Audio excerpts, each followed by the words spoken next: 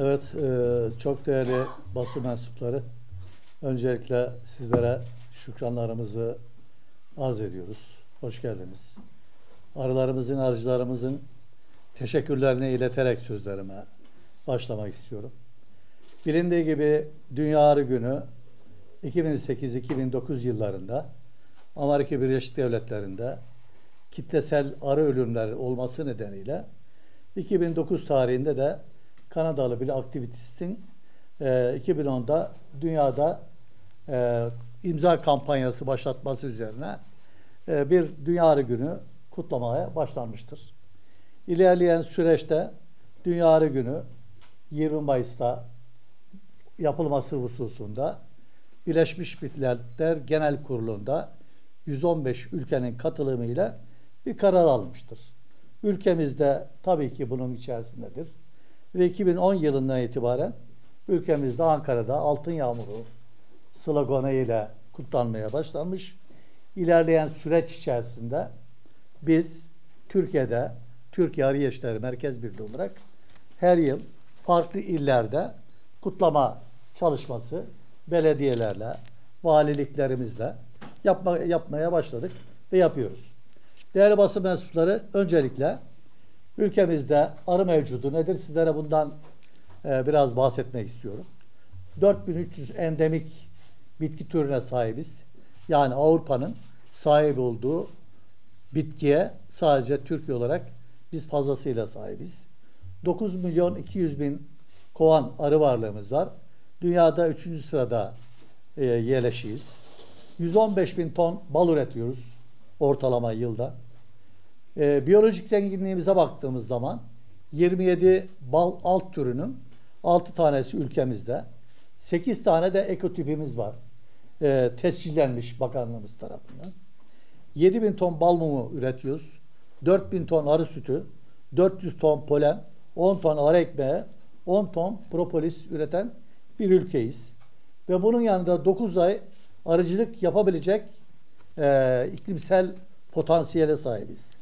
Geçmişten günümüze ülkemizi ileriye taşıyan, ivme kazandıran değişik konularımız da var arıcılıkta. Biz bu çerçevede değerli katılımcılar 2008 yılında dünyada ilk defa arıların kayıt altına alan bir ülkeyiz. Dünyanın tek ülkesiyiz. İnşallah balımız da kayıt altına alır. 7 bölgede ıslah çalışmaları yaptık değerli arkadaşlar. 7 tane arımızın ıslah çalışmaları bitirilmiştir. Ve diğer taraftan 7 tane balımız çam, kestane, narenciye, geven, pamuk, ayçiçeği kimliklendirme çalışmaları bitirdik. Dünyada bu şekilde çalışan nadir ülkelerden birisiyiz. Ve bunların çam balın standardını da çıkardık. Diğer taraftan meşe ve lavanta ballarımız da üniversitelerimizde Türkiye Arıcılar Birliği tarafından çalışmalar devam ediyor.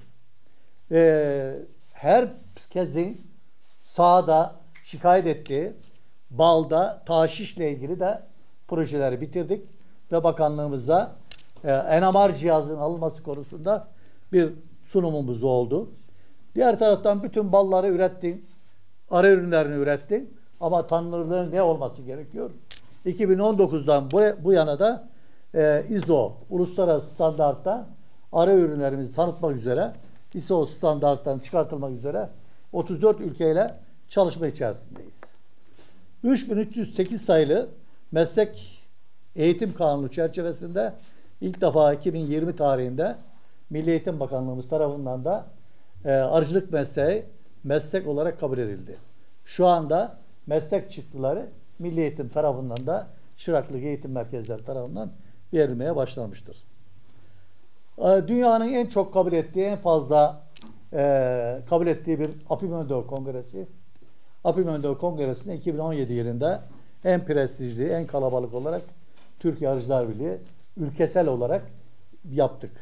Diğer taraftan 8.sine hazırlandığımız Muğla Arıcılık ve Çam Balık Kongresi var uluslararası. Şu ana kadar 180 ülke bu kongreye iştikal etti.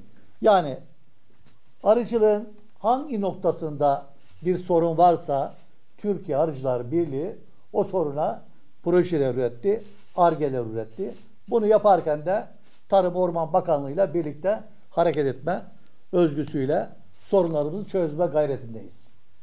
Değerli basın mensupları, arıcılık doğada tüketmeden üreten tek canlı varlıktır, bal arısıdır.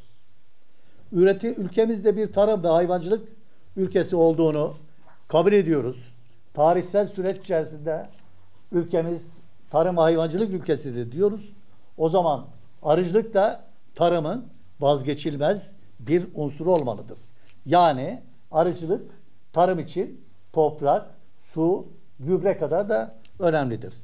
Dünyamız her geçen gün değerli basın mensupları doğal kaynakların yok edildiği, var olanların da tahribata uğradığı bir süreci yaşıyoruz. Buna ithafeten her yılda 150'ye yakın bitki ve canlı türü de bu noktadan hareketle yok olmaktadır. Bal arıların ürettikleri değerli arı ürünlerin yanı sıra tozlaştırıcı özelliği sayesinde tarım ve hayvancılığında vazgeçilmezdir. Her geçen gün dünyada nüfus artmakta.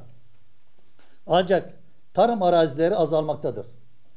Bunun sebep olduğu gıda krizine ancak arılar umut ışığı olabileceğini ifade ediyoruz. Son yıllarda yaşanan salgın hastalıklarda arı ürünlerin insan sağlığı için tüm dünyada umut ışığı olduğunu unutmamalıyız. Arıcılık sektörü stratejik bir sektördür diyoruz. Eğitim kadar beslenme de önemlidir. Arıcılık sektörü stratejik bir sektör olarak bütün dünyada kabul görüyor. Dünyada 20 Mayıs arıların ve arıcıların günü olarak da kabul ettiğini, bu vesileyle arı ve arıcıların diline hepimizin tercüman olmamız gerektiğini ifade etmek istiyoruz. Arıcılarımızın yaşamlarını arıların yaşamı ile özdeşleştirip arıların çalışkanlığını, özverisini ve fedakarlığını yaşam felsefesi edinmişlerdir. İnsan yaşamının mümkün olmadığı koşullarda arıcılarımız üretim yapmaktadır. Bu üretim kolunu karşı gerek kanunun gerekse tüm insanlığın farklı bir pencereden bakmasını istemekle hakkımız olduğunu da ifade etmek istiyoruz. İnsanlardan önce var olan arıların insanlardan önce yok olmasını hiçbir insan kabul edemez. Doğamızda pestlerin hepimizin bildiği gibi istenmeyen yükselişleri var. FAO verilerine göre son 5 yılda tarım ilaçları kullanımında %30 ülkemizde arttığında ifade ediliyor. Günümüzde tarımda uygulanan yoğun pestisit kullanımı polinatörlerin yok olmasına sağlıyor. Bu da arımızın yok olmasının tek nedeninin polinatörler olduğunu da ifade etmek istiyoruz. Tarımcı dostlarımızın bilinçsizce kullandıkları tarım ilaçları sebebiyle her yıl binlerce arı kolonimiz arazilerde bırakmaktayız. Dünyada küresel iklim değişikliğinin yaratacağı krizin ciddiye alınmadığını da öngörmekteyiz. Dünya bağırıyor küresel iklim değişikliği var diye, ama biz de buna atfen bir takım şeylerin yapılmadığını da ifade etmek istiyoruz. Tarımcılarla arıcılarımızın ortak menfaatte buluşmasını özellikle bugün vesilesiyle salık vermek istiyoruz. Değerli katılımcılar, değerli basın mensupları, bu vesilesiyle arıcılarımızın beklentilerini de ifade etmek istiyorum. Kovan başına üretimimizi arttırmamız gerekiyor. Kovan başına üretimimiz düşük. Son yıllarda kovan sayısında %100'ü geçen bir gelişmenin üretime yansımadığını da ifade etmek istiyoruz. Bu nedenle arılarımızın korunup ıslahta sürdürülebilir olmasını istiyoruz. Bastalı çam ormanlarımızın arttırılması, geven balı üren alanlarımızın korunması, geven bitkisinin koruma altına alınması, kestane gal arısının biyolojik mücadelesinin daha etkin yapılmasını, arı konaklama zamanlarında pestisitlerin kullanılmamasını özellikle talep ediyoruz. Üretim alanları planlı bir şekilde arttırılmalıdır. Meralarda arı yerleşiminin açılması özellikle sağlanmalıdır. Küresel iklim değişikliğine karşı ülkesel arıcılık politikalarını dört gözle arıcılarımız beklemektedir. Bitkisel tozlaşmada arının yarattığı katma değer çerçevesinde farklı bir destekleme modelleri ile arıcılarımız desteklenmelidir. Sadece kovan başı çok gülünç bir şekilde 60 lira destekle Türkiye arıcılığını geliştiremezsiniz diyor sahadaki arıcılarımız. Özellikle bizim arı ürünlerimizin, bal dışındaki arı ürünlerimizin arttırılması için genç arıcı kadınlarımızın, kızlarımızın özellikle devletin, kamunun yarattığı bu sektördeki desteklerden özel faydalandırılmasını, onların da sektöre katma değer yaratılmasını, katkı vermesini özellikle talep ediyoruz.